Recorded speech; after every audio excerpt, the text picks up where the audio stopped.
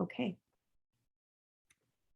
Welcome everybody to the Peace, Justice, and Human Rights Initiative, Chastain Johnston Middle Eastern Studies Lecture Series, and Department of History panel, Human Rights and the Current Crisis in Afghanistan. Thank you all for being here. I am Dr. Angela Nichols. I'm an associate professor in the Department of Political Science, as well as the Assistant Director of Peace, Justice, and Human Rights Initiative here at FAU, and I'm so excited to be your moderator this afternoon. We have a great set of panelists. I will introduce them, and then after I introduce them, they will go in that order and give you guys a 5-minute brief presentation before I ask them some questions. Dr. Kelly Shannon is an associate professor of history, the Chastain Johnston Middle Eastern Studies Distinguished Professor in Peace Studies, and the Executive Director of the Peace, Justice, and Human Rights Initiative here at FAU. Her widely published work focuses on the history of US foreign relations with the Islamic world and the history of women's human rights. Professor Eileen Prusher is an award-winning journalist, author, and journalism instructor in the FAU School of Communications and Multimedia Studies, who came to FAU after nearly 2 decades abroad. She covered the wars in Iraq and Afghanistan and is widely published across major newspapers, as well as the author of a novel. Dr. Ahmad Wardak is a political scientist who currently serves as a rule of law expert in Washington, D.C. His research focuses on the hybrid justice system and state building in Afghanistan. With over 20 years of experience in academia, development, and journalism, Dr. Wardak is widely published and also co-founded and served as editor-in-chief of Gorbat, a social and political magazine published in Pakistan and Afghanistan. And finally, Dr. Farouk Samim is a medical doctor whose passion and life's experiences have moved him into the realm of journalism and communication. Dr. Samim was born in Afghanistan and worked for 8 years as a translator, fixer, and local reporter with a number of media outlets. He is also a former researcher and investigator for a number of human rights organizations, to include Human Rights Watch and Amnesty International. Dr. Samim moved with his wife to Canada in 2009, where he earned his MA in communication from the University of Ottawa, and he currently works as a communicator with Ontario Health, a Crown agency of the Ministry of Health in Ontario, Canada.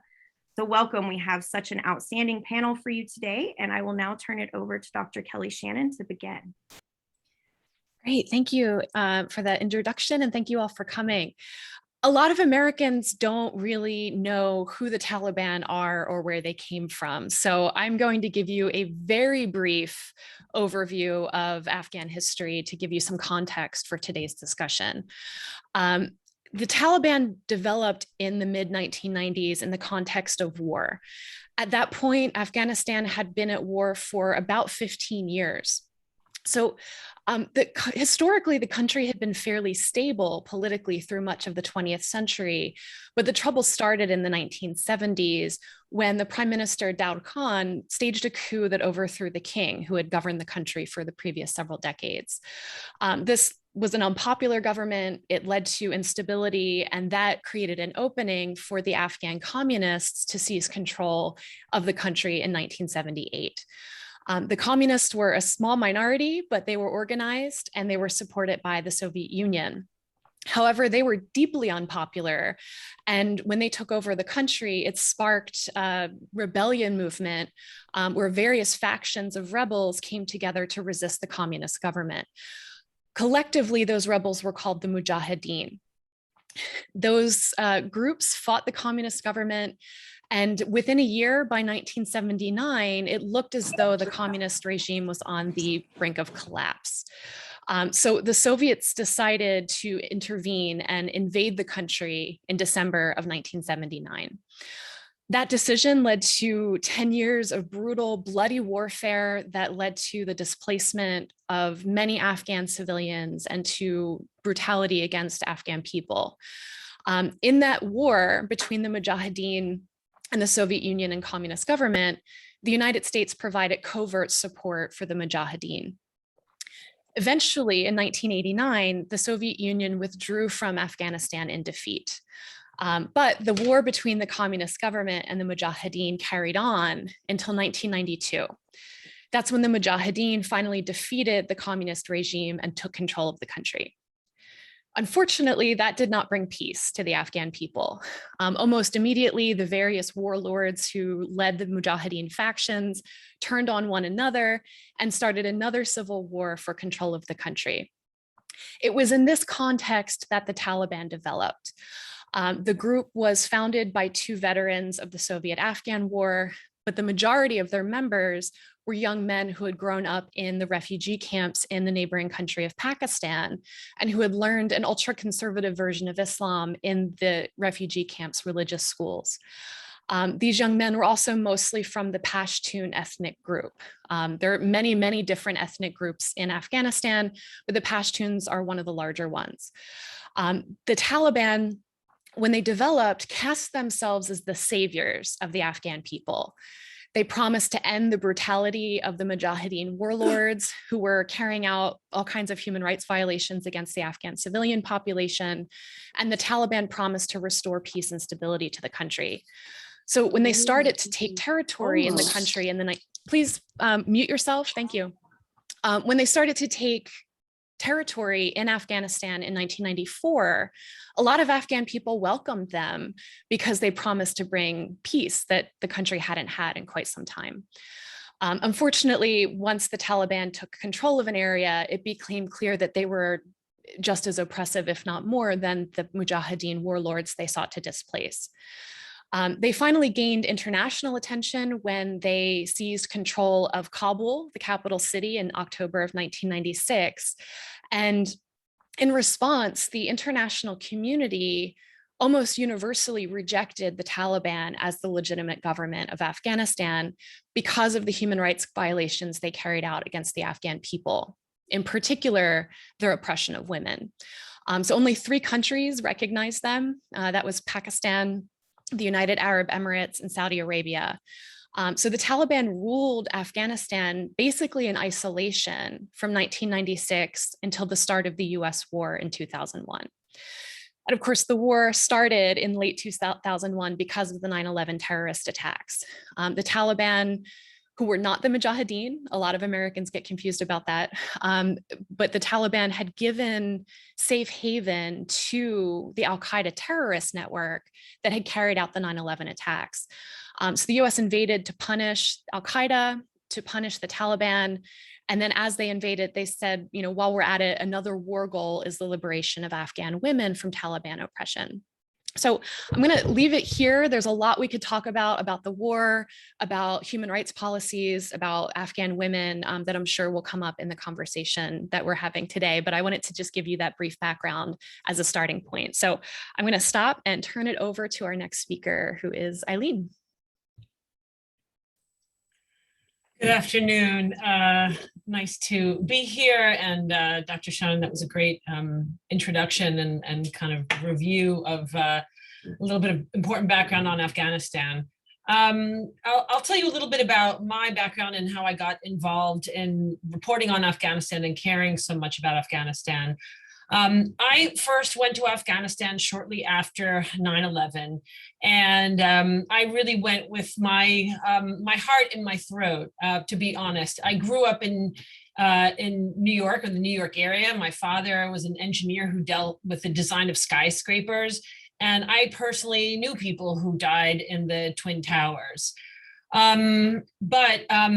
I've been a journalist long enough to know that even before I got to Afghanistan, I understood that people who were involved in that attack were not the average people of Afghanistan, but they would be impacted by our decision to go to war there, to go after Al-Qaeda, to topple the Taliban, and to replace it with some kind of government that would be friendly to US and other Western interests, but also one where girls could go to school again and women could go back to work, and where human rights would be respected, and where people would not live in fear, in abject poverty, and where more of the ethnic groups of Afghanistan would be represented in the government, which of course Dr. Shannon just referred to. Let me mute my phone.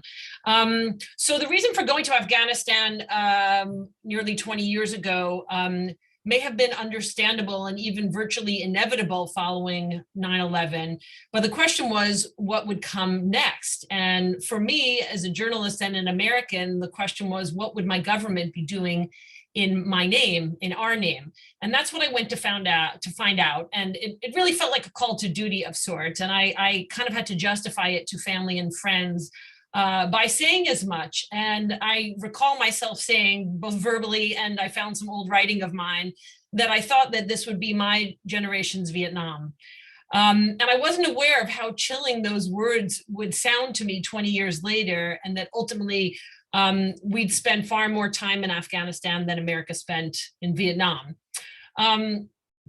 My first friend in Kabul, when I went there in the fall of 2001, was a female Afghan journalist who I met visiting Kabul radio. On an off news day, which was a Friday, of course, since that's the Islamic Day of Rest, I told her I was interested in going burqa shopping with her because I was going to need one anyway, because in those days you didn't need one in Kabul, but if you wanted to report outside of Kabul as a woman, it was smart to have one with you just in case. So I was curious and I wanted to have the experience. And, you know, as the experience unfolded, I kind of knew that I would probably write about it. But as I was experiencing it, she was trying to impress upon me the importance of a burqa with durability, meaning the fabric, because she said, if you buy one now, you want to make sure that it's the last burqa you ever have to buy. And I remember that stayed with me because it turns out not. And I'm going to talk a little bit more about that. And then, and of course, you know, I think we'll want to talk a little bit about what's happening with women and journalists in Afghanistan. But so I'll try to keep my comments brief. I want to say that, you know, given that, and I went back many times over the years, but I stopped going to Afghanistan to report for a few years ago now. And it's been heartbreaking to see this really disastrous exit. And to me, I don't mean that as a partisan statement, because I feel it probably would have been messy no matter what. In fact, Dr. Farouk Samim, who you're going to hear from in a few minutes, and he's someone that I know from when I worked in Afghanistan as a reporter, and we share friends and colleagues. He graciously visited my international reporting class in the spring, and when I asked him about the impending withdrawal, he was very much against it right now, not in principle, but it happening now. And I hope I don't misquote you, Farouk, but that he said he would not like to see the U.S. leave right now. And I think this is an important thing to underscore from my point of view, that on the one hand, occupying a country indefinitely and sending Americans to defend and prop up its government is perhaps indefensible and certainly unsustainable. But I sometimes wonder if we were so obsessed with our own timeline, our own anniversary of this tragedy that we're going to be marking in a few days and have already started to mark, being the 9/11 anniversary, that we failed to see that Afghanistan is perhaps operating on its own timeline. What would have happened, for example, if we had decided not to pull out by this deadline, by this anniversary, but during the winter? Instead, we left at the height of the fighting season, and that clearly helped the Taliban. America under the Trump administration was, of course, negotiating with the Taliban without the blessing of the Afghan government for most of that time. So, you know, we really shouldn't be surprised at this point that this is the result, although maybe it certainly unfolded much more quickly than most people were prepared for. One of my greatest concerns, of course, now is for girls and women in Afghanistan, but also fellow journalists of all stripes, both the Afghan journalists who I know and respect, as well as international journalists. Let's see if I can share my screen just really briefly, and I'll just put. You're a little over 5 minutes, so I don't know if you maybe want to wait during the Q&A. Okay, I can do that. It was basically a story. I'll also put it in the chat from the LA Times, showing basically the attacks on male journalists who had been beaten, as well as things like closing down the Ministry of Women's Affairs and reopening the Ministry of the Prevention of Vice and the Promotion of Virtue, which of course was around 20 years ago, somewhat infamously. I want to say one of the stories when I look back that I did as a journalist is I did a story about women journalists and filmmakers being trained. Some people don't really imagine what it meant to, people say dismissively, oh, we had mission creep, we did nation building. Well, part of that was sometimes trying to build civil society, trying to build up the ability of people like myself who were born in Afghanistan to be able to become journalists and filmmakers. I interviewed women running for office, women working on bringing down the maternal mortality rate. And I think right now, as I stand here before you, I think what troubles me most of all is that whereas 20 years ago, when I met those women, if they were thinking of leaving, I would have encouraged them to stay and say, think about the impact you can make with what you can do as a truth teller, as a journalist, as a filmmaker, as someone who's going to get involved. I'm going to have to cut you off there. You've gone over 5 minutes quite a bit, and we want to make sure we get to all the questions and answers, but I'm sure we'll return to that and revisit what you're talking about right now. Oh, I'm sorry. I should have timed myself. Anyway, I was on my last point there anyway, but I couldn't in good conscience tell an Afghan female journalist friend now that they should stay if they had a chance to get out, and that troubles me greatly. But thanks, and sorry to have gone over our time. Go ahead. That's okay. Thank you. All right, Dr. Wardock, would you like to go next, please? Thank you very much. Thank you for putting up this panel, Angela, and thank you, Kelly, for having me on this talk.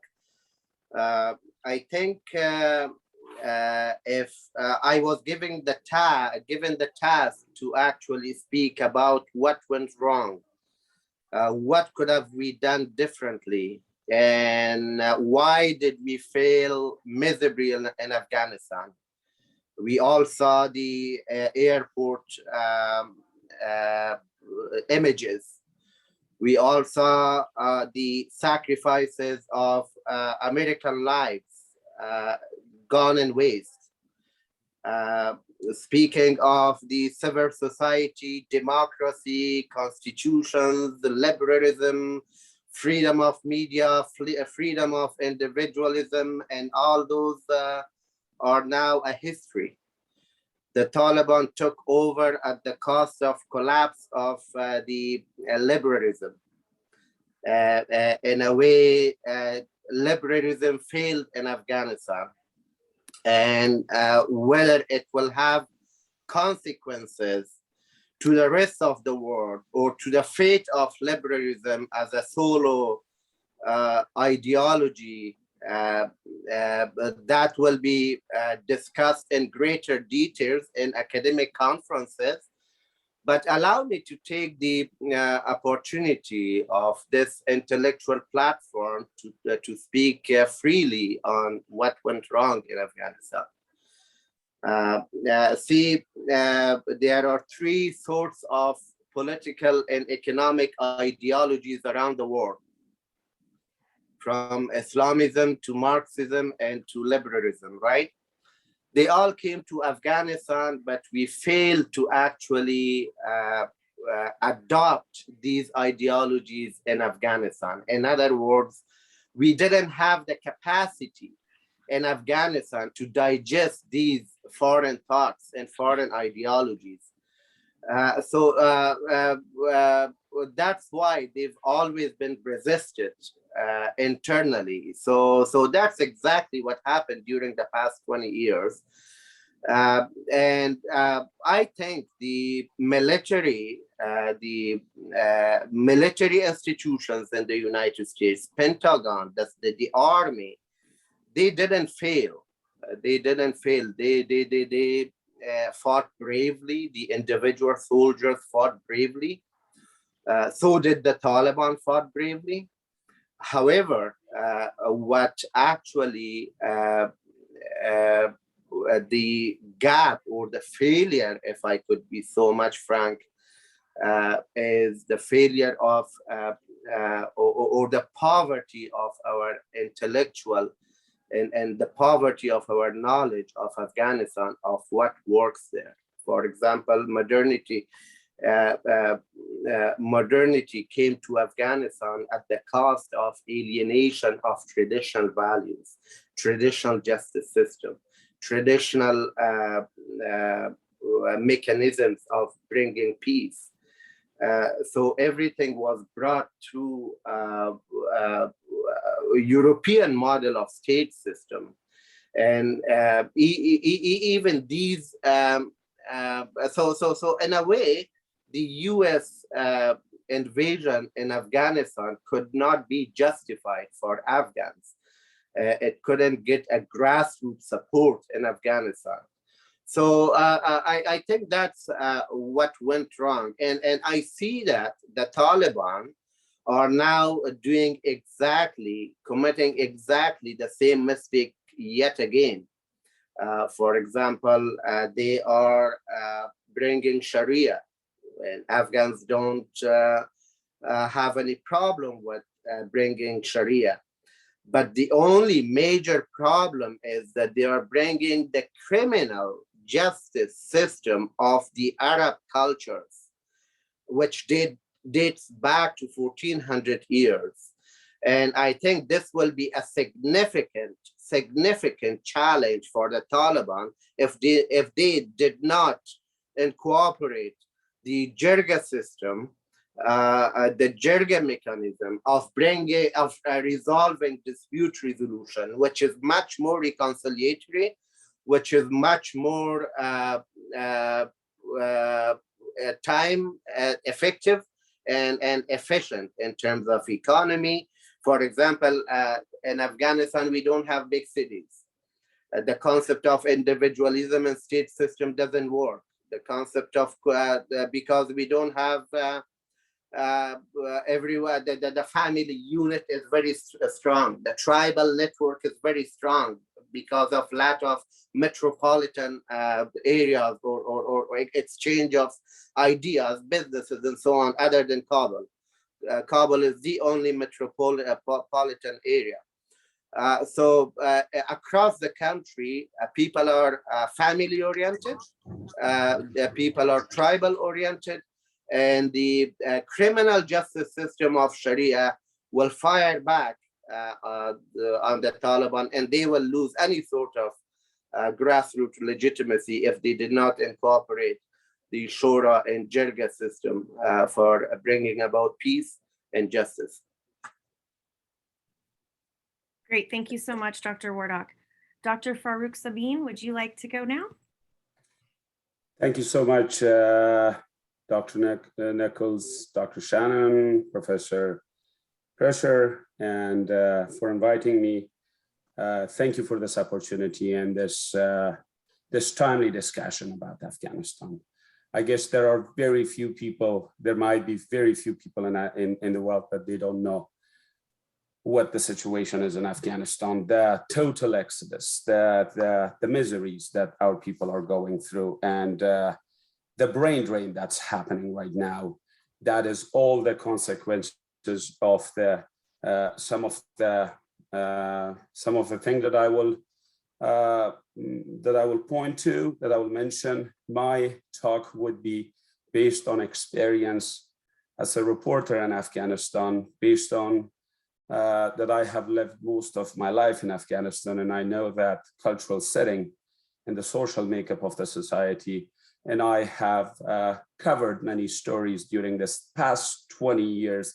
Dr. Shannon was very well done for the explanation of different phases of conflict. It's a very complex conflict that has been going on over 40 years in Afghanistan. But today's discussion, I'm sure, would be focused and on the last phase of the conflict since 2001. So I personally looked at the conflict of Afghanistan through my academic research and stuff, but also as a reporter in Afghanistan.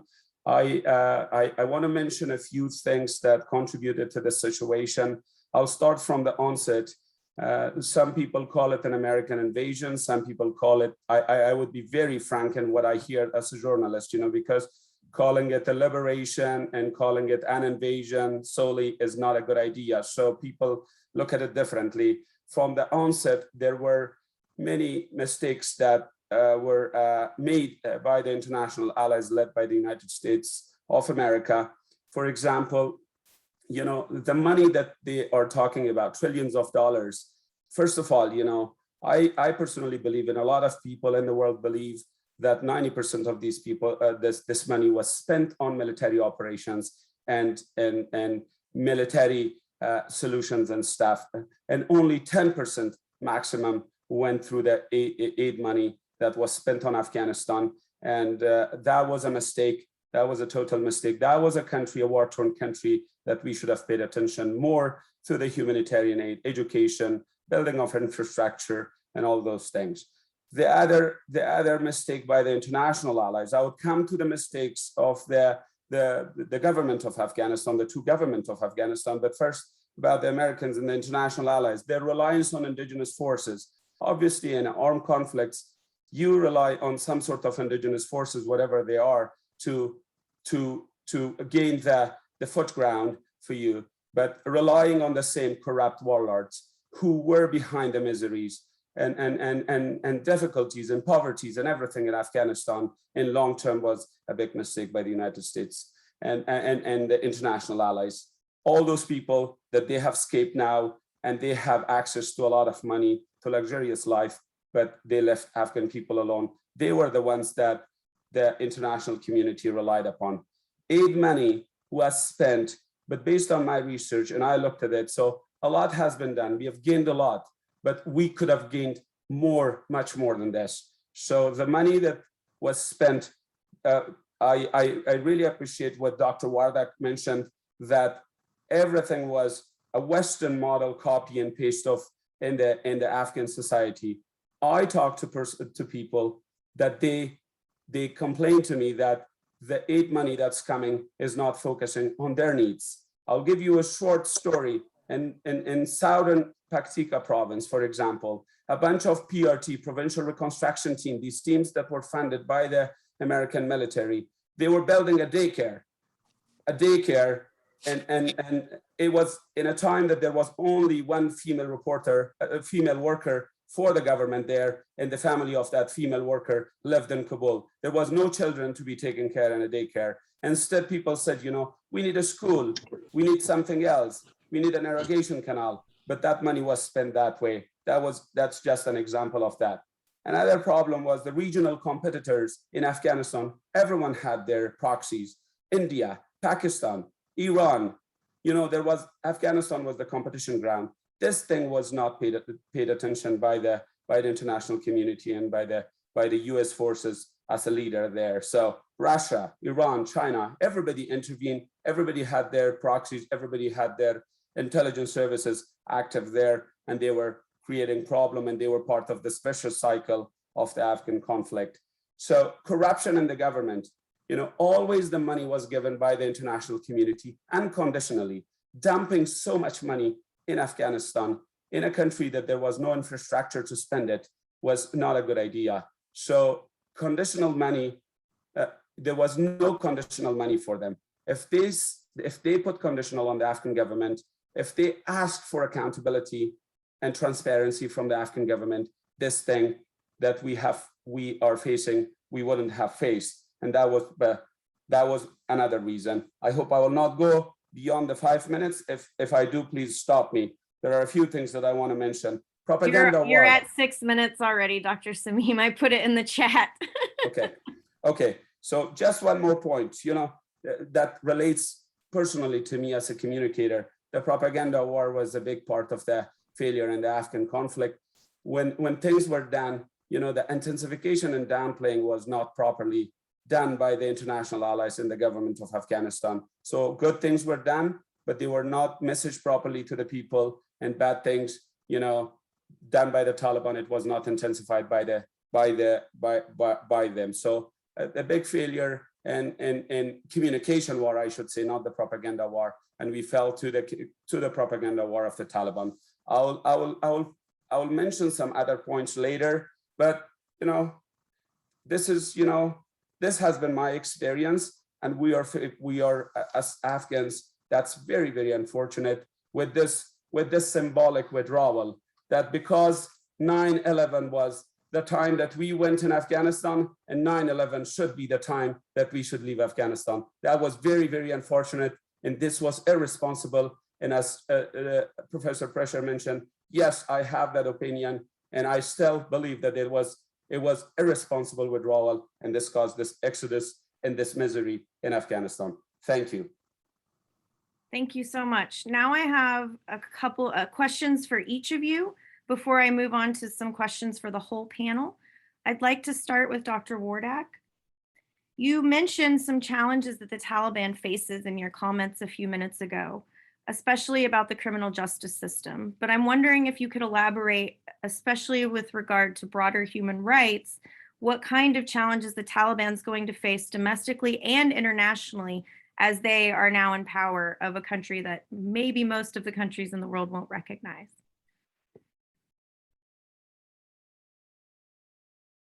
You are muted, Dr. Wardak.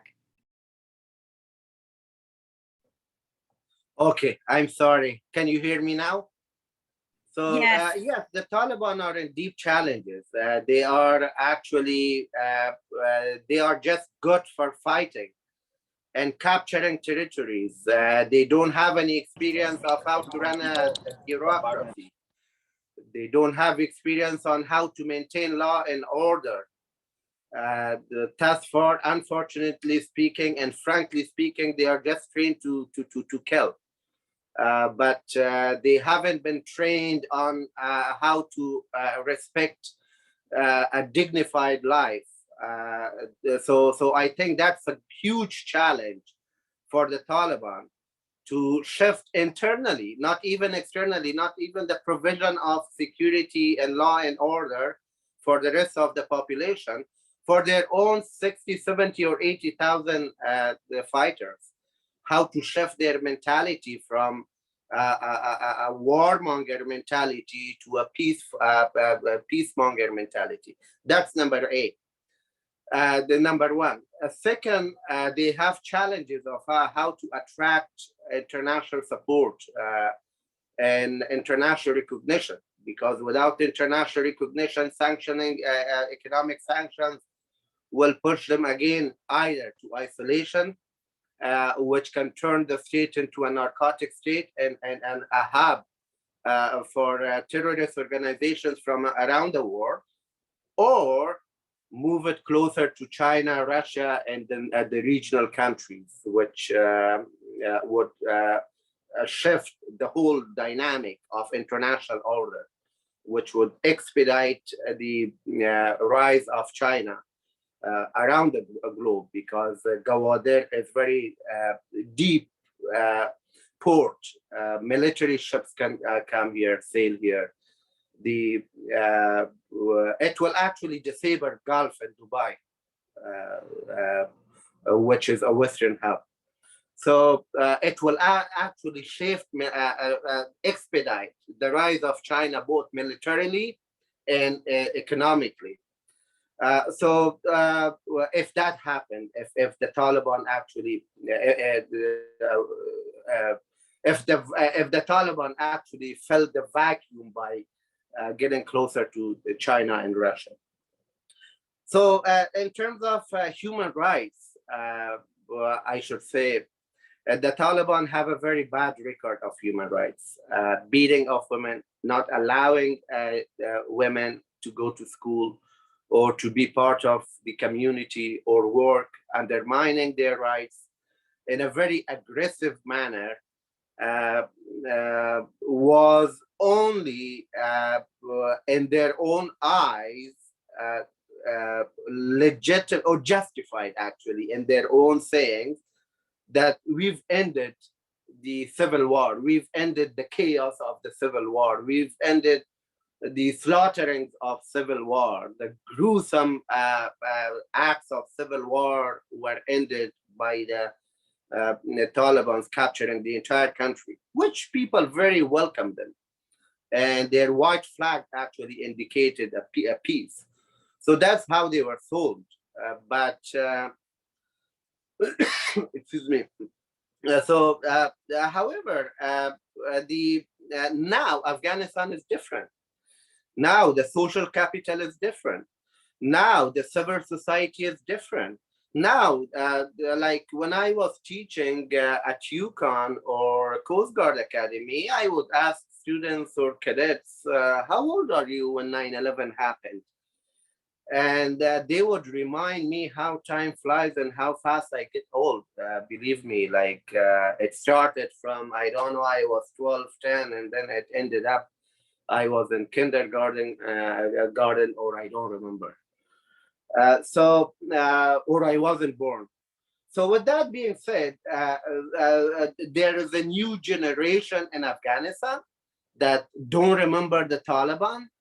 What they remember is modernity. What they remember is they are being one flight away from Europe, from America, from the rest of the world.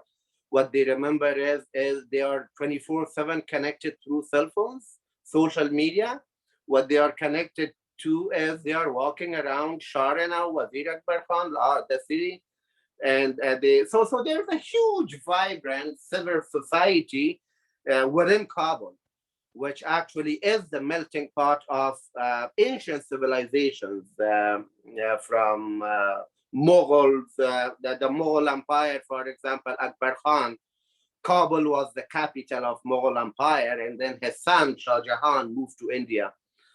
So the Kabul itself is a melting pot for great civilizations. The others, the culture is very strong. If the Taliban actually resisted culturally or actually imposed cultural restriction on Kabul, on Kabulis, I think that would be at the start of their demise very soon, no doubt about it. So, and human rights, I hope this time, last time human rights were all concentrated in Kabul, or at least the narrative of human rights. And all the rest of the country, specifically the Pashtun areas, was drones, bombardments, the Bagram prison, Guantanamo Bay, like all the Pashtuns, by association, by association. The fact that you were speaking Pashtun, the first question would have been triggered: is he a Talib Pashtun or non-Talib Pashtun? So now the burden was up to you to prove it that I'm not Talib, because by default, if you were a Pashtun, you were a Talib in the rural areas. Why can you live under the Taliban rules? So that was another very much lack of our understanding before I mentioned. And the Taliban are actually very frank. They say that we didn't get any infrastructure, like the Soviet Union built a lot of infrastructure from from Bagram airport that the US was using, to Salang, to all canals, electricity dams, all the highways, digging the mountainous terrain, highways in the mountains. So, but the US actually didn't build any infrastructure. All they did was created a new culture. That's it. Culture of democracy, human rights, literature, Western literature on Afghanistan and state building, and human rights and all those stuff, but from a very white lenses. And the Taliban are actually very accurate. They say that the US brought only cultural imperialism to Afghanistan. They didn't bring anything new. They didn't bring any economic development. They didn't bring any, like they brought two things: military contracts, military industrial complex, and cultural imperialism. And which actually, as an academic in academia, we have to agree on that the political science department as a whole, by, I don't know, the thousands or hundreds of thousands in the United States, collectively, the political science department is very white and very male dominant. And only if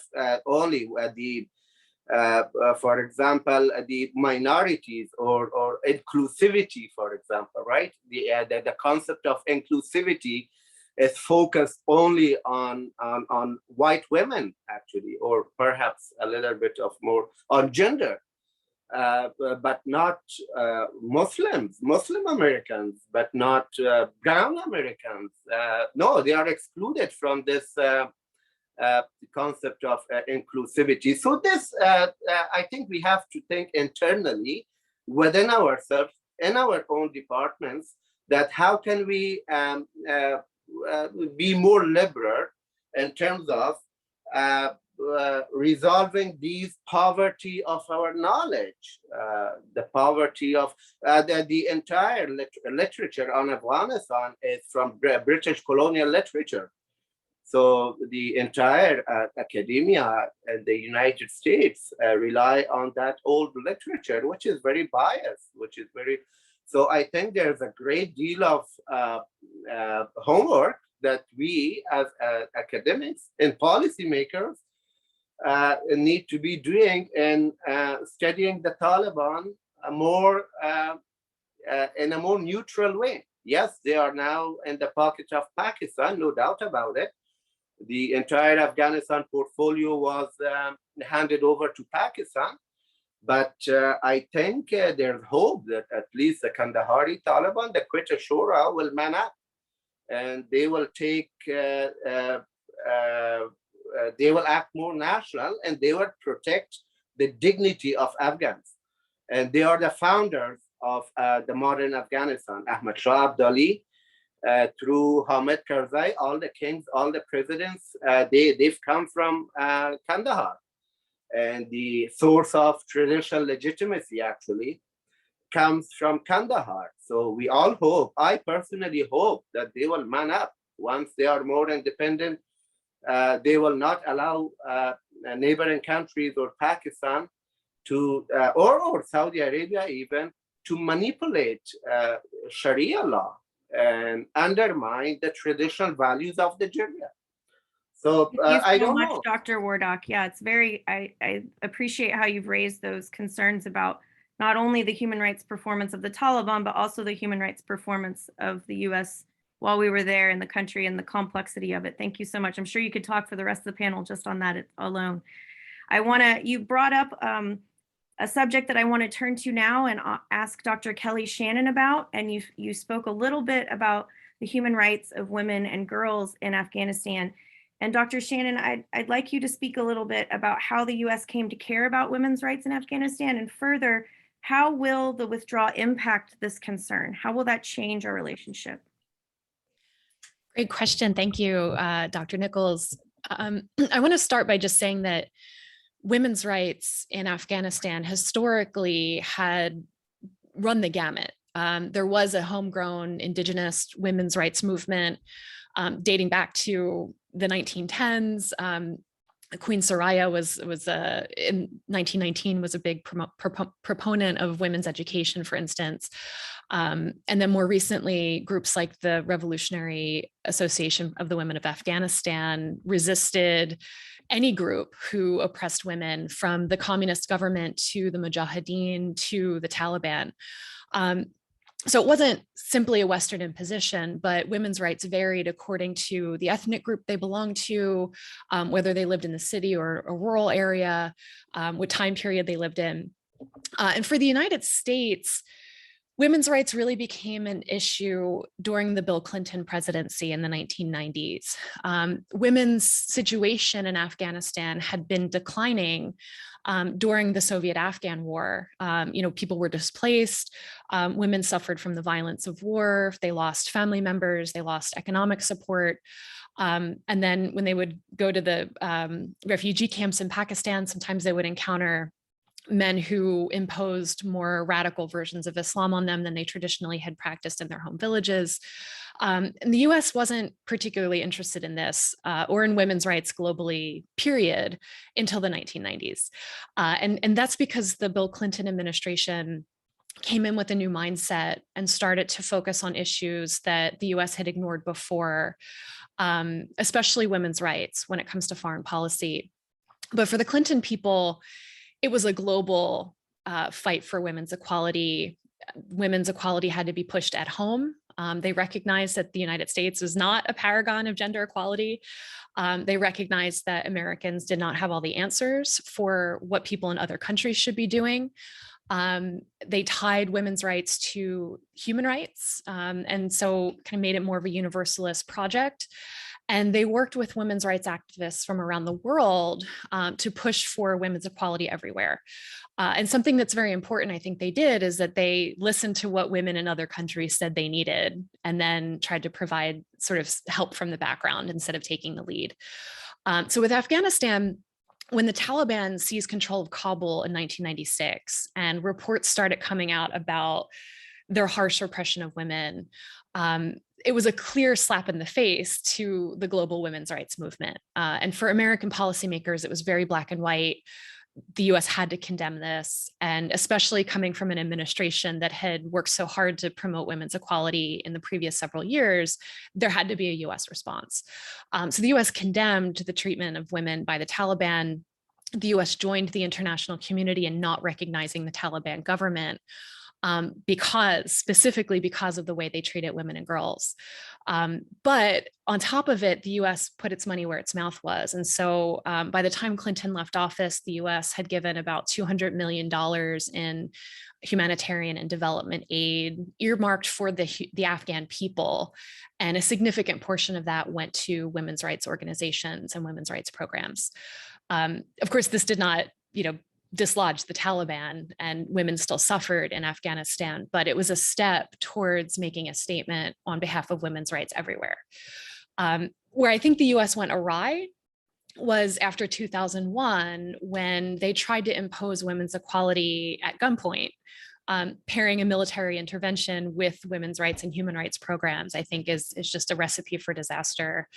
If an Afghan resisted the US military presence, then resisting women's equality became one way that they could do that. And it made it easier for groups like the Taliban to say that women's rights were a foreign import, which made it harder for Afghan women's rights activists who were homegrown to do their work. So, the US, I think the policies after 9/11, as some of my co-panelists have said, really imposed a Western model on Afghanistan, had Americans kind of taking the lead and not really listening to what Afghan women wanted. These sorts of things became a problem. And the US did not track where a lot of the money went for these women's rights programs post 2001. So it's really difficult to say what impact they even had outside of places like Kabul. So I think it's an important issue, and I think women's rights will remain an important source of tension between the US and Afghanistan going forward.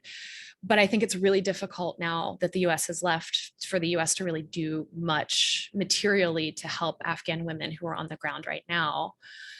And honestly, I'm not sure Americans really have the political will or the interest in human rights now the way that they did in the 1990s.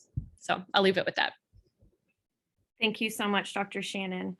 Professor Prusher, I would like for you to follow that up maybe. I think that you have spent a lot of time in Afghanistan and might be able to give us a more nuanced understanding of what life might look like for women and girls now that the Taliban has taken over. I know that we've probably most of us in the room have seen that they've proclaimed that women will be allowed to work and that girls will be allowed to go to school. I saw the picture of the curtain being put up in the classrooms to separate the boys from the girls. So I'm just wondering if you could give us some insight as to what that's going to feel like for the people on the ground on a daily basis.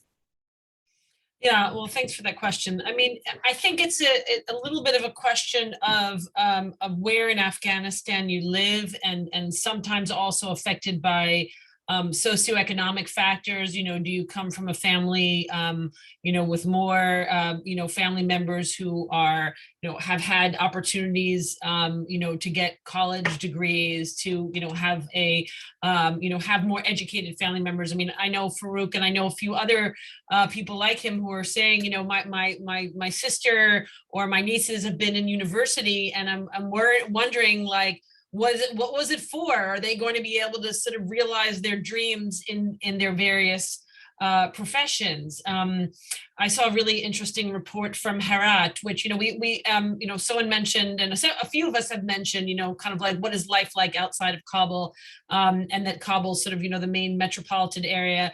But you do have other pockets of sort of urbanized life. And I guess the two that I would mention that stand out the most would be Herat, which I didn't have time to spend, didn't get an opportunity to spend time there, and Mazar-e-Sharif in the north, which I did spend time in. And in both of those places, you have a kind of, more urbanized populace, where you could say that it wasn't just, importing or trying to enforce upon people westernized ideas about what women should or shouldn't be allowed to do. But I think there was definitely a lot of kind of an indigenous movement in that direction, as Dr. Shannon mentioned, that's been going on for decades. So what I'm kind of concerned with now, I guess I would say, is that some of that's being rolled back, and it's sometimes hard to know, do I believe every report that I read? I mean, here's the journalist saying that, but I've seen some references to, students showing up at university in Herat and girls being told, they should go home and not show up. I think we're still in this period that it's still kind of early days, and people are feeling very insecure. And I think when people feel insecure, they'll say, well, maybe you shouldn't go to school now. Like, let's wait a few weeks and see. Or if you go out, wear the burqa, whereas people were not wearing burqas. And the image that I was going to show before, and I'll just, I'll share it really briefly. This is from an LA Times story that just ran. These are women protesting in Kabul, and you can see the headline is "Taliban beats protesters and arrests journalists at women's rally in Kabul." I can put the link in the chat so people can look at it afterwards. But they documented both that the Taliban kind of beat some of these protesters. And for me, having spent time in Afghanistan, even the way the women are dressed in these pictures, with a lot of color, colorful scarves, etc. The front of the hair showing, and this was actually the photographer documented that, male journalists that had been, basically arrested and beaten, and then let go afterwards, after they were trying to document these rallies. I think that, these women who are going out to do that are extremely brave. It's always it's a fine line, to you and I, it might sound like, wow, that's incredibly brave. And to their, brothers or fathers or even sisters or mothers, it might be like, that's not a risk worth taking. You're endangering yourself, you're endangering the whole family. So I think it's pretty edgy to go out and protest now. So I have enormous respect for that. I think there are a lot of people who are either trying to wait and see, how much am I going to be allowed to do? The Taliban has, said, oh, within the limits of Sharia, we are going to allow, women to continue to work or girls to go to school. But as many of us on this panel know, there are so many different interpretations of Sharia. That's like trying to say, according to the Bible, XYZ. Well, whose interpretation of that? So I think that's a really problematic yardstick.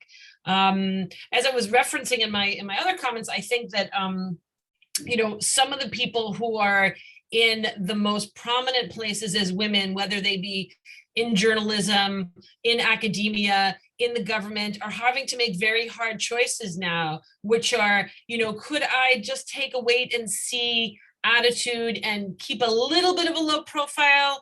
Some people, have kind of given up on, I'm not going to be a low profile person. If I was in parliament, they're giving interviews to the BBC, but they'll be like in a safe house, right? So I personally know of, a bunch of people who are in, safe houses or basically able to communicate with the outside world, but their location is, undisclosed. Which is kind of a terrifying situation to live under, really, if you're going through that. So there's that, and having to make that difficult choice, or do I just say it's time to try to get out, and to get out, if you didn't already get out, there's still efforts to get some people out, whether they be, women in those positions or just people who were known to be, affiliated with the previous government, who are, known to be, proponents of democracy, human rights, whatever it might be. And I think it's such a sad situation. I mean, one of you referenced the brain drain that is going to sort of result due to this. And I think that, someone who's Afghan can state it better, but sort of asking yourself, like, can I change this from within, or is this, for the next little while anyway, so hopeless and so dangerous to try to be, an advocate for something other than a Taliban worldview, not to mention, we haven't really even gotten to, the devastating attack that ISIS-K did, the fighting that's probably going to go on, between, the son of Masood and in the Panjshir area, right? So it's sort of like, what troubles me, and I guess I'll just kind of let you redirect me if you want, or let you ask the next question, Dr. Nichols, is that, some, dear friends, fellow Americans will say, like, phew, well, I'm so glad we're out of Afghanistan now. And I kind of feel like, first of all, I don't feel relief. I feel grief. I feel a lot of grief for my Afghan friends. I feel grief for those 13 soldiers who died as we were on our way out the door, their families. And I feel a sense of, it'd be one thing to be able to leave it in a good place, but you have this sense of things rolling backward really, really quickly. And I think that we do bear some responsibility, and I don't think we can afford to just kind of wash our hands of it and say, well, not our problem now. So I wonder, and maybe this is a question for other panelists, or when we get to it from people in our community here who are joining us on the call today, if we can ask ourselves, what we can do. I mean, if you had, 10 minutes with the president on this subject, or with your, member of Congress, what would we say to say, are there ways that we can stay engaged and make an impact, without the so-called boots on the ground? Because I think that there probably are some ways, or there are some organizations that you can give to, even if it's something like, organizations like Doctors Without Borders or Committee to Protect Journalists, people who are doing all kinds of work. Maybe I think of that because I'm always worried about the journalists, but even, other fields of NGO work where there are still efforts ongoing to try to help Afghans sort of navigate this really treacherous period of time. And it's not over just because the last planes are leaving. I'm really concerned, and I know of at least one or two efforts to try to specifically get Afghan female journalists out, that I'm also happy to share a link if you'll allow me to, within this framework. Where if you're thinking, well, how can I help? There are still ways to help and to make a difference and show that you're concerned about this issue. Absolutely. Thank you so much. I think I'm going to ask all of you a question that will give you a chance to go back to some of the things I think you want to say. But for now, I want to move on to Dr. Samim. And I think what you were saying fits naturally into this transition where I ask him about the efforts to get folks out, to get interpreters out, to get other folks out. What difficulties do they face, and what will life be like for the people who are left, who we don't get out? Thank you for the question. It is a difficult time, everything is in the hand of Taliban right now. They occupied the country militarily for obvious reason, the withdrawal, the division within the Afghan government, the political division, the ethnic division, and everything that caused this quick fall. I'm so surprised that with 350,000 soldiers trained by NATO forces and all the gears and all the equipments, they couldn't stop 60,000-70,000 Talibans that Dr. Wardak was mentioning. And at least they couldn't, defend Kabul for a little while. That's very unfortunate. But now everything is in the hand of Taliban. I hear different things. I am in touch with a group of former colleagues that they want to leave Afghanistan for now because they feel endangered. because of their background, because of what they did. It's not just journalists, it's women rights activists, human rights activists that I'm in touch with. There are judges, lawyers that they want to leave the country. It looks like a brain drain right now, but you know, if they are not safe, what is the choice that we can give them? But then that's their situation. I know people are in hiding. I know people are worried about their security and safety, but also we have some brave people, like in that picture that Professor Prusher showed us, you know, that they just go to the face of the Taliban and they voice their concern and stuff. Obviously, some of them were detained and beaten up, as far as I know. It's a very difficult situation, but I just want to also add something that we've come to this point. We either the Afghan side or the international side made mistakes, you know, couldn't focus, couldn't manage the situation, this conflict, and we're here. What can we do now?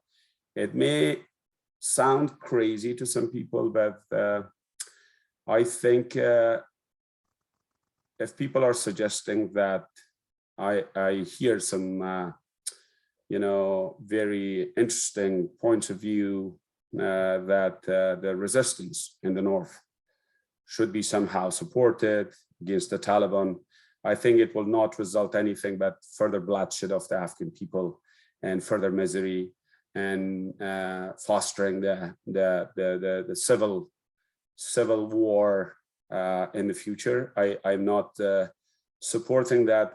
Too bad that Dr. Wardak and myself both are the Pashtuns. Unfortunately, most of the Taliban are Pashtuns, and I wish we had a Tajik perspective here as well in this discussion to talk. At least I will try to be very unbiased and neutral. But I think the international community, what they could do, they should become united. They should create a united front, not just America, but also the European countries, the countries that they will provide some sort of aid and some sort of recognition to this regime of the Taliban at some point. I think they should become a united voice and they should make everything conditional. I don't think the Taliban will last long if there is no international aid to them, unless they become a narcotic state, that Dr. Wardak mentioned, or other, you know, or the proxies of, you know, some countries like that they are promising. You know, I don't think Pakistan would be able to help us and sustain our economy. I don't think China will do that. I think China will look at Afghanistan as another client, and we will be, you know, drown in the kind of loan that they would provide in short term and stuff. I don't think it's a good thing, you know, just to leave it for those countries, for Iran and Pakistan and Russia to just, you know, influence the situation there. I think the developed world, you know, including the United States and everybody, should create a united front, and they should put their condition very frankly to the Taliban and tell them there may be aid, international aid, there may be recognition, but there are a few things that you have to do. You know, women's rights is very, very important. Personally, for me and my family, I have like about 2 dozen, 3 dozen of women that they are teachers, principals, they are employees of the government.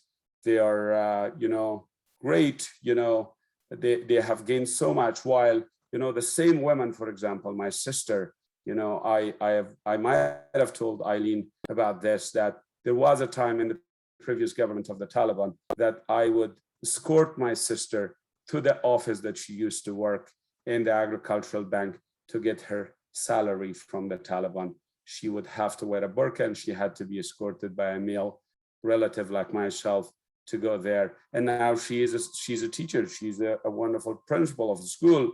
So, and she's teaching biology, for instance. So for these women, you know, the international community should pay attention to this. It won't be a fair thing for the United States. It would be, frankly, a defamation as somebody who claims that we are the power, we are the biggest democracy or whatever, to forget Afghanistan as they did in 1992 when the the communists collapsed and the Mujahideen came and all the chaos started, and they left everything in the hand of Pakistan. So I think women's rights is important, human rights is important, human rights in general. Men do not have rights, you know. I have experienced suffocating time under the Taliban regime, you know. I could not grow a beard, and every time I was beaten up on the streets because I didn't have strong beard. And I told them, listen, I can grow this much only. And you know, I was a medical student at that time. You know, we were you know, women, human rights in general. There should be other clear conditions for the Taliban, you know, in terms of economy, in terms of education, in terms of access for education for women. I mean, we cannot go in a revolutionized way, and revolutionizing things never worked in Afghanistan. By revolutionizing, I mean, we cannot go too fast. We have experienced that during King Amanullah Khan, that we moved towards, you know, democracy very quickly. It's a beautiful thing, democracy, freedom, everything, but too quick of a move in a traditional society, in a cultural society like Afghanistan is not a good thing. We're not just talking about the cities. We have population that they live in you know, rural areas, that we should pay attention to their culture, how much they have been influenced by the past 20 years. It's not just Kabul. It is a big city. It is 6 to 7 million people. But, you know, let's talk about the villages and the countryside and stuff. So I think, you know, when we suggest to the Taliban, obviously they will not be very flexible, but they would show some sort of flexibility as they have shown so far. They, in the previous government of Taliban, they broke a TV and there was no TV. Now there are many TVs. They go to the round tables and they talk. So they are a little bit flexible. For example, if they are insisting on women education, I know I will not want this for my two beautiful daughters in Canada, that they will be separated from you know, male students or whatever, because they have to learn about each other. They have to study together. They should not be separated. But if the Taliban are insisting, for example, in some sort of education with a curtain between the boys and girls, or separating them in different classes, at least, you know, for long run, we will get education for women. When they get educated, they know their rights. They know the difference between, there is no difference between men and women. They will learn about it. Right now, they have kept in dark.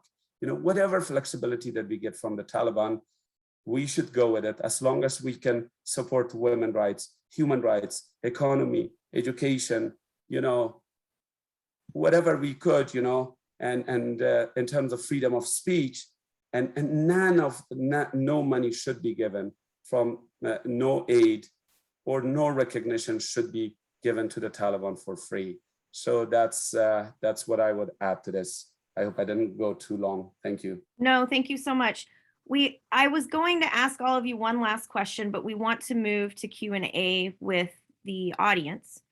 So I'm going to throw the question out there because it's a big, broad question, and it might apply as you're answering the other questions, or we might have a few minutes left at the end so you guys could think about it. I was going to ask each of you to consider whether or not the US could have better handled this withdrawal, and if so, what specific advice you would give. And I was going to ask each of you to keep it to about 60 seconds. So be thinking about that while I open it up for the general audience. And for those of you who have joined us today, please feel free to raise your hand if you would like to ask a question, and then I will call on you and let you ask your question. There are a lot of you here, so I expect to see some hands go up.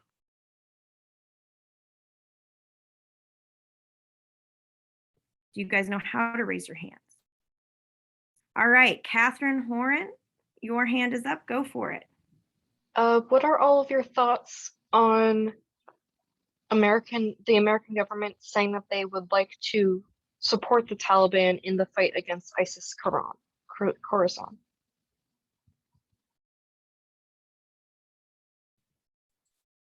Who wants to take that first? I mean, I can speak on a little bit, you know. Yeah. I don't think it's, you know, I look at, you know, these different labels by living in Afghanistan, these labels, Taliban, Daesh, ISIS-K, whatever. So I look at this, maybe, you know, that's the way I understand it. So Americans should not, you know, fall for these names, because sometimes, you know, these names are created by regional powers, I believe, and these are different excuses. And this is something that, these are different excuses, first of all, you know, for people to prolong the conflict in Afghanistan. ISIS-K versus Taliban, what are the differences ideologically, and why they should support one to fight another? Why ISIS-K is in Afghanistan right now? Many people look at this in Afghanistan as a conspiracy. Many people think that, for example, one conspiracy is that ISIS was created and supported by the United States in Middle East, and now it's in Afghanistan. I think these excuses should not be something that, you know, Americans should fall for. This is my opinion, you know. I mean, you know, that after the Taliban, there should be no other faction, you know, to become an excuse for the world to equip the Taliban and to provide military aid to the Taliban and to use them against this and that name. Thank you. If I could actually chime in a little bit on the origins of, or the difference between the Taliban and ISIS-K or Daesh Khorasan, as it's referred to.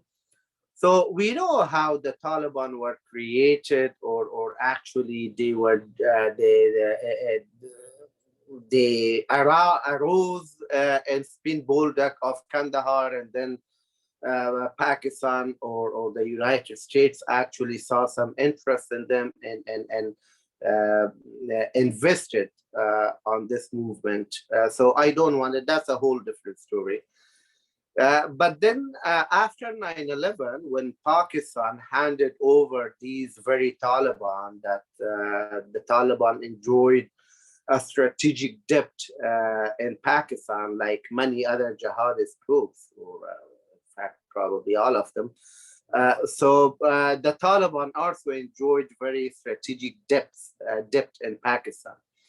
So after 9/11, the Pakistan was forced to hand over some of the Taliban elite and leadership, and they were handed over in a very undignified way, like taking off clothes, for example, naked with a black plastic bag on their head, and they were moved to Guantanamo Bay. And so with that being said, there are thousands, literally thousands of madrasas, religious schools in Pakistan, who are actually very much by, not only by ideology, but by DNA actually, they are supporter of the Taliban.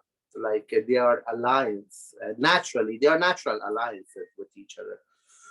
So with that being said, the Pakistani Taliban that was created or actually separated from the larger Taliban, who were against ISI, who were against Pakistani military establishment of cooperating with the US. So they started attacking Pakistani interests, Pakistani military, Pakistani army. So that's when ISI actually feared. So the military establishment waged a war against this TTP, Tehrik-e-Taliban of Pakistan. And this is when some of these actually defect to the eastern part of Afghanistan in Achin district of Nangarhar.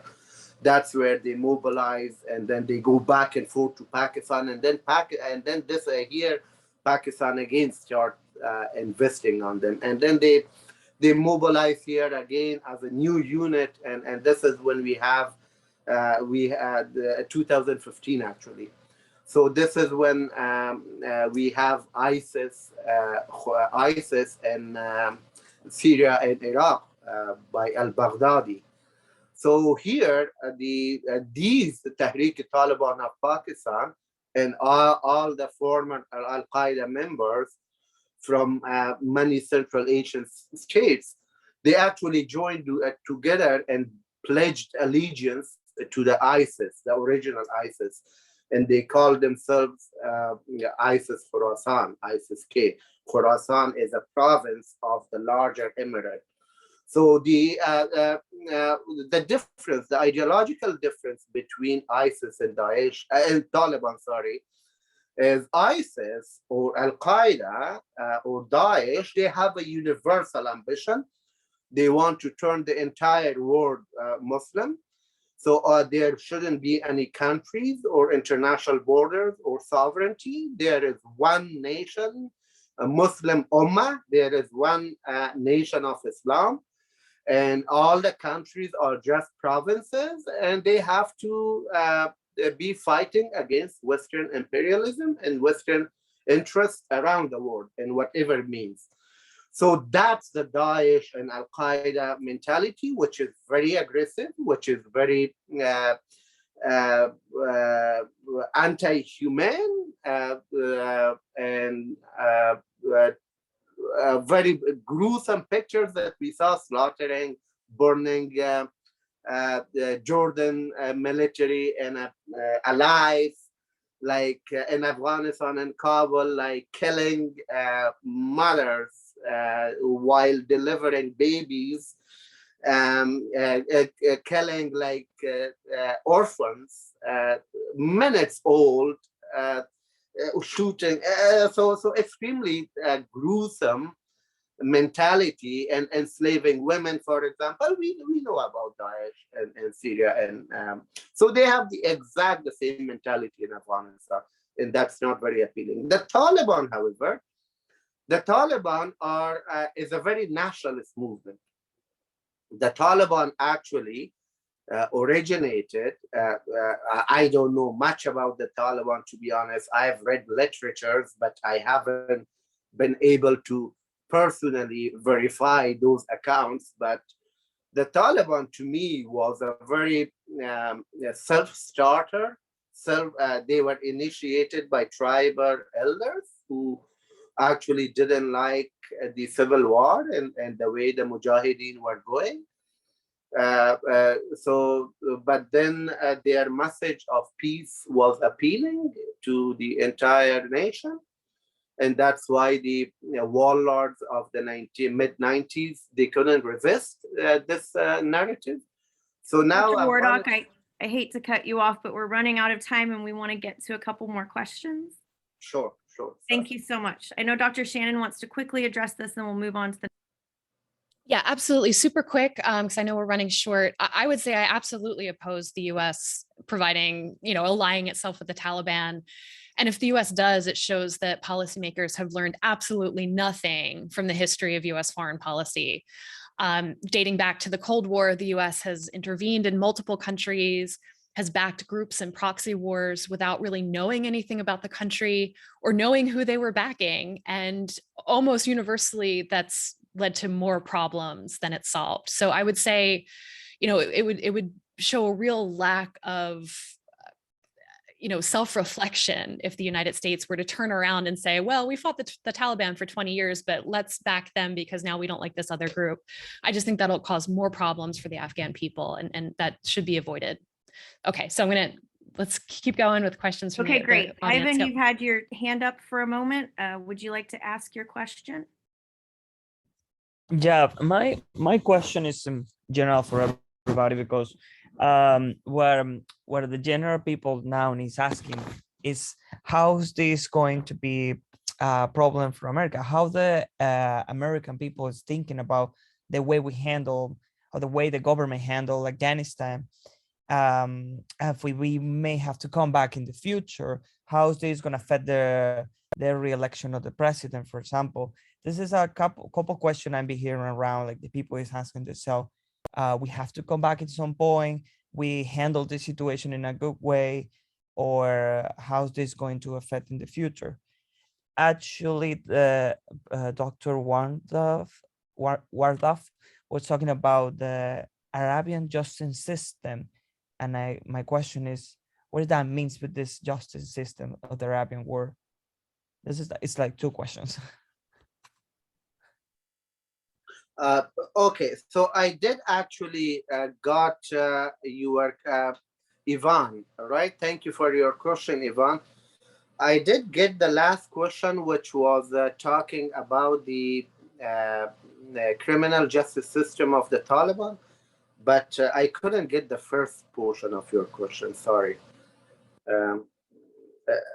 So in my opinion, Afghanistan has a rich cultural history, and we have our own justice system, a very ancient pre-Islamic justice system. It started as a Pashtunwali, but then evolved, it moved on to other ethnic groups, and it was adopted by the rest of the population across the country in their own, a little bit like nuances and changes, but we have our own codes of conduct on how to run a society. Some of these are very backwards. They need to be updated, but I'm more liberal in terms of and less Marxist. I don't want a radical change, a revolutionary change in Afghanistan to bring about like Western values or democracy. I am more liberal in terms of political attitude that we should update our own cultural heritage and come into terms with the world in that aspect. And in order to achieve that, I think just the liberal institutions, the United Nations and all these after World War II, they were created for one single purpose, as Woodrow Wilson in the 14 points after World War I was arguing, that we need institutions so that all these opposing ideas come here together, mingle, and they schmooze around together, they exchange ideas so that they get moderated. We some of the extreme views, either left or right, they get moderated. So supporting the Taliban by the United States is very much urgent need of the Afghan population. If the US is engaged with the Taliban, I think that it will, of course, it will moderate their behavior, because they have to have some sort of international legitimacy in the eyes of the world. The United States is not a country. It's not. It's not a state. It's a hegemon. It's an international system. It's the liberal world order. If the US is not recognizing the Taliban, it means that we are intentionally pushing them towards isolationism. Intentionally, we are pushing them towards narcotics, and we are pushing them towards a nest for terrorism. I think we shouldn't be repeating the mistakes of post-Soviet Union. When the Soviet Union was collapsed, the Mujahideen were left alone by the United States, and that's exactly what happened. The civil war, different factions, narcotics, terrorism, Al-Qaeda, Bin Laden, and ultimately 9/11. So we do not want to repeat another 9/11 in the future. We want to engage with the Taliban. We want to modernize their approaches. We want to help them. We want to help them. And prevent any other belligerent groups from mobilizing. Thank you. Thank you, Dr. Wardak. We have a question in the comments that I see Dr. Shannon and Professor Prusher. Oh, Daniel's got his hand up. Do you have a question, Daniel? Quickly. Yes, ma'am. It was for Professor Prusher. I was wondering if I'm sure you probably have read The Forever War, but I kind of just wanted to get your opinion on it, just since you've spent a lot of time there, or several people have on the panel. But I kind of just wanted to get your opinion on it and how accurate you thought it was. I thought it was excellent. I haven't read it in a while, but I read it when it came out, and I've had the writer Dexter Filkins visit my classes in the past. I think he's an excellent reporter. Okay. He was then in the New York Times, and now he's at the New Yorker. And I was friendly with him, and I would see him operate, and he was one of those reporters. Some people like travel in packs, and then other people are kind of loners, and he was more the loner type, and that's why he could do that kind of reporting. And he often, did a lot of embedding with military units. So he tells that story quite well. So yeah, I mean, I know there are so many more questions and not a lot of time, but I do think he's a very he's one of the best reporters, or one of the top reporters, I think, from the region of the last 20 years. So it's definitely a worthwhile read and definitely a respected writer. Thanks for asking. Awesome, good to hear. Excellent. Thank you so much. Everybody go read it. So Kaylee put in the chat, I know this was touched on, but I would like to ask, do you all agree with the way that the US government handled the pullout in Afghanistan? And if not, how could the decision have been improved to better protect Afghan and American citizens as well as troops? Can I say something there? Absolutely. Sure. So first of all, in the physical withdrawal. So first of all, the decision was very symbolic. As we mentioned, we entered Afghanistan 9/11. We should exit on 9/11. So this shouldn't have been, maybe the only reason that they might have, the politician and or the current administration might have thought. So I think they should have been more responsible in terms of withdrawal. And one quick point that I want to mention, the way they did this rescue mission, extracting people from Kabul, they're saying 123,000 lives were rescued, evacuated from Kabul. So I think the first mistake in terms of withdrawal was, to close Bagram Air Base. If Bagram Air Base wasn't closed, the chaos at the Kabul airport wouldn't have been, wouldn't be the same. Like they could have had access to a larger air base that they could do the evacuation much easier. So in overall, it wasn't the right time to withdraw, and the way the withdrawal was communicated to the people of Afghanistan, very hasty, and it basically was big part. It became big part of the communication war and the propaganda war by the Taliban, that many forces, 350,000 soldiers, fell and failed to the 60,000 Taliban. I think they could have done it better. I always, as an Afghan, I never supported the presence of foreign boots in my country, because if there was, it should have been only to educate and train the indigenous forces, the Afghan forces. From the onset, like the number of troops, they made a lot of cultural mistakes, and they made a lot of mistakes in their operation that caused a lot of collateral damage, and it fostered the image of occupation in Afghanistan among the people. So, but this hasty withdrawal, even that they hadn't had any part in the actual military operation, that could have been done in a better way and communicated in a better way to the world and to the Afghans. And yeah. Thank you so much. I would like to offer the rest of the panelists about 30 seconds in closing remarks if they have any, and then we need to adjourn. Thank you very much. If I may, I will take that last question in a very concluding way. I think one of the mistakes the peace process or the United States actually made was it didn't act as a country. It didn't act like a hegemon even.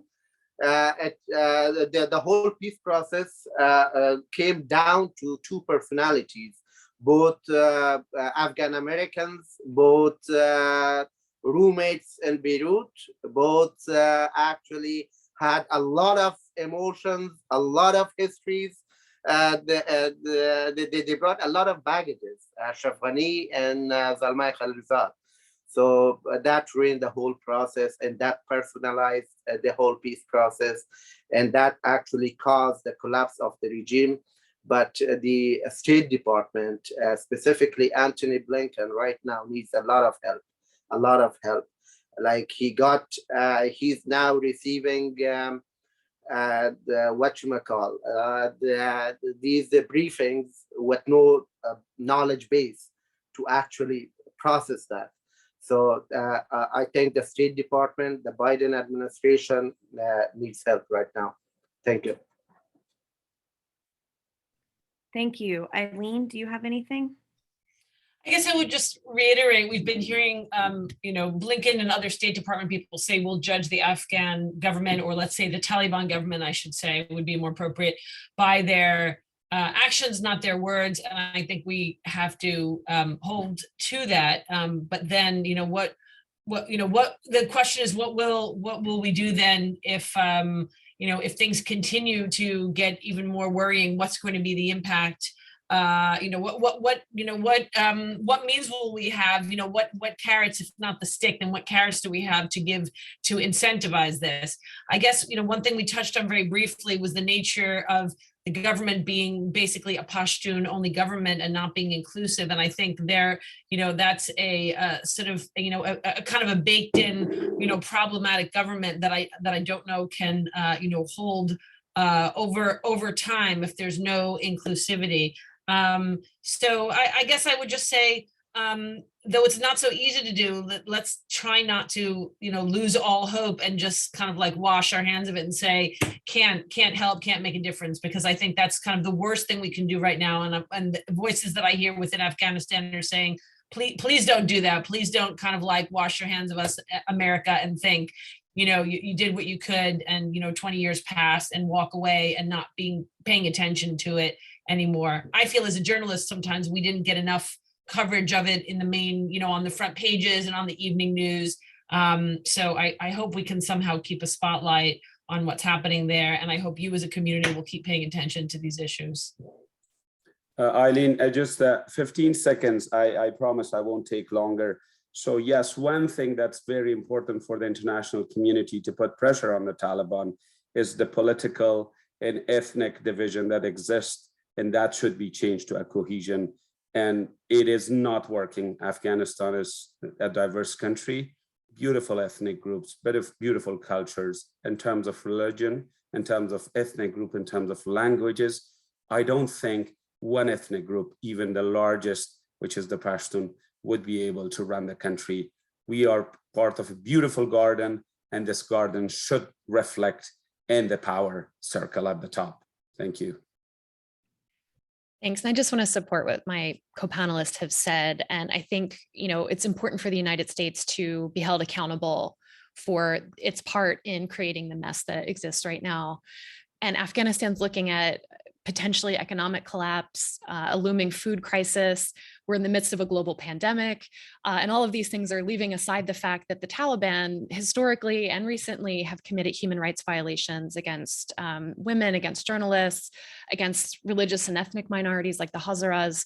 So I think if you're interested in this, keep talking about Afghanistan, keep reading about it, contact your political representatives, donate to organizations who are doing work on the ground. And Professor Prusher put several of those organizations in the chat. Keep it an issue so that the United States policymakers don't turn a blind eye. And then the second point is, if you're interested in these kinds of conversations in general, the Peace, Justice, and Human Rights Initiative will have programming throughout the year related to peace and nonviolence, social justice, and human rights. And the Chastain Johnston Middle Eastern Studies lecture series will have a series of events focused on the Islamic world. The first one is next Thursday at 6 p.m. with Barbara Slavin from the Atlantic Council to talk about current issues related to Iran. And given that Iran is a neighbor of Afghanistan and has been involved in Afghan affairs for quite some time, I'm sure that Afghanistan will probably come up during that panel discussion as well. So with that, I'm going to turn it back over to Angie to close us out. All right, thanks so much. Thank you all for being here. If you're in one of my classes, I will share that information with you all so you will know where to find it that Dr. Shannon was mentioning. And yeah, thank you so much to our panelists. It was great to have you all here. Thank you, Dr. Wardak, Dr. Samim, Professor Prusher, and Dr. Shannon.